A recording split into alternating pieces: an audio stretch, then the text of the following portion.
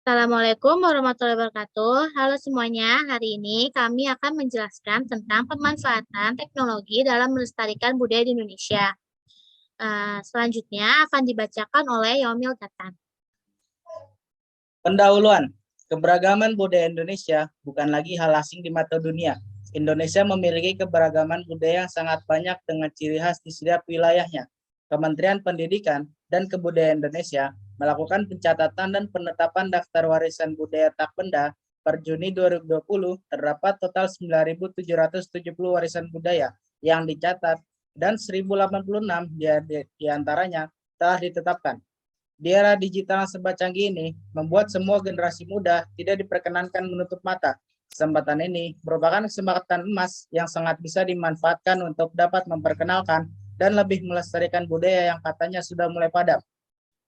Era digital merupakan masa di mana informasi dapat disebarluaskan dengan mudah dan cepat menggunakan teknologi digital yang terhubung dengan saluran internet. Era digital yang terjadi sekarang merupakan bentuk adaptasi menuju era normal yang baru, menuju dunia yang serba canggih, tapi seni tradisi yang menjadi identitas bangsa Indonesia tidak boleh mati.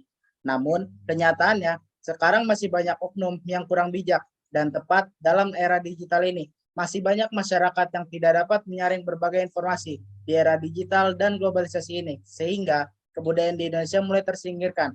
Selanjutnya akan dibacakan oleh Anissa Nabila. Budaya sopan santun. Indonesia telah dikenal luas di mata dunia dengan budaya yang menjunjung tinggi keramahan dan sopan santun. Nilai budaya dan karakteristik masyarakat Indonesia yang sangat menjunjung tinggi persaudaraan, saling menghormati dan menghargai orang lain sangat kental. Namun, dalam beberapa tahun terakhir, budaya keramahan dan sopan santun di Indonesia mengalami penurunan. Hal ini dapat dilihat dari generasi muda atau remaja yang cenderung kehilangan etika dan sopan santun terhadap teman sebaya, orang yang lebih tua, guru, bahkan terhadap orang tua. Ini adalah contoh kurangnya budaya sopan santun yang kerap kita temui di media sosial. Selanjutnya akan dibacakan oleh Rahman Nadilia Sifa.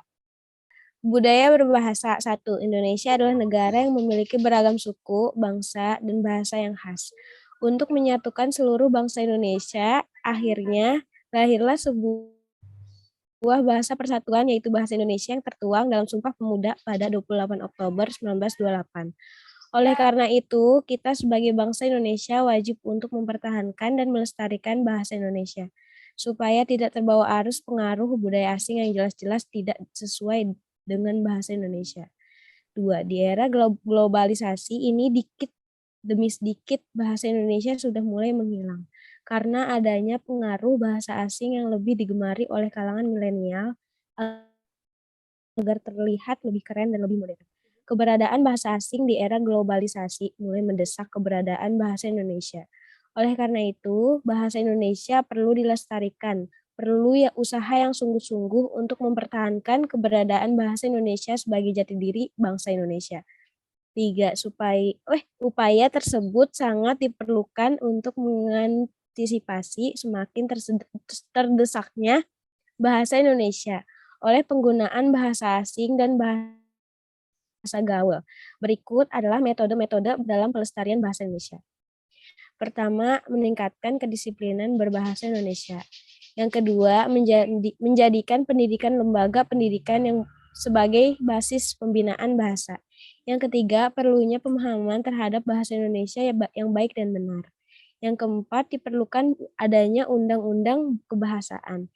Yang kelima, peran variasi dan bahasa dan penggunaannya. Yang keenam, menjunjung tinggi bahasa Indonesia di negeri sendiri. Yang ketujuh, meningkatkan kebanggaan terhadap bahasa Indonesia.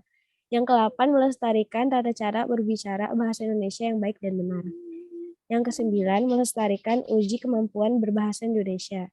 Dan yang ke-10, berperan aktif dalam mengembangkan bahasa Indonesia.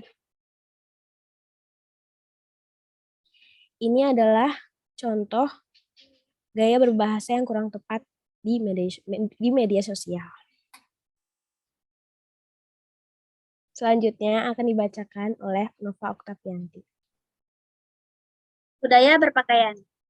Seiring berkembangnya arus globalisasi saat ini membuat masyarakat Indonesia hampir kehilangan kebudayaan mereka sendiri, terutama di kalangan remaja, karena banyak remaja yang menganggap budaya yang dimiliki bangsa sendiri adalah budaya yang kuno dan tidak sesuai dengan pakaian zaman sekarang. Salah satu dalam bidang perpakaian. Hal ini disebabkan karena semakin pesatnya modernisasi di Indonesia memudahkan pengaruh perubahan sosial pola pemikiran masyarakat Indonesia yang awalnya tradisional menjadi modern. Peristiwa ini sebenarnya memberikan dampak positif dan negatif dalam perkembangan di era milenial ini. Kebudayaan berpakaian di Indonesia di era globalisasi ini telah jauh berubah dan bercenderung mengaruh ke gaya berpakaian orang luar. Hal ini terlihat dari artis dan pemain sinetron misalnya yang biasanya menggunakan pakaian yang sama, sekali tidak mencerminkan budaya lokal, yaitu dengan menggunakan pakaian yang terbuka, tetapi hal itu justru dianggap mereka sebagai tren kekinian. Teknologi informasi yang berkembang saat ini mengakibatkan masyarakat Indonesia lebih mudah mengakses lebih luas tentang pemakaian mereka. Dampak dari westernisasi di bidang cara berpakaian yang digunakan oleh masyarakat Indonesia membuat pola perubahan sosial pada masyarakat Indonesia sendiri. Nilai-nilai budaya yang dihasilkan oleh bangsa Indonesia sendiri lambat laun akan menjadi budaya yang hilang. Bahkan kebudayaan yang asli terkesan dibiarkan mati karena gerilnya yang gencar dilakukan oleh budaya asing, khususnya budaya Barat. Ini adalah contoh berpakaian yang tidak sesuai dengan budaya Indonesia yang banyak sekali tersebar di media sosial.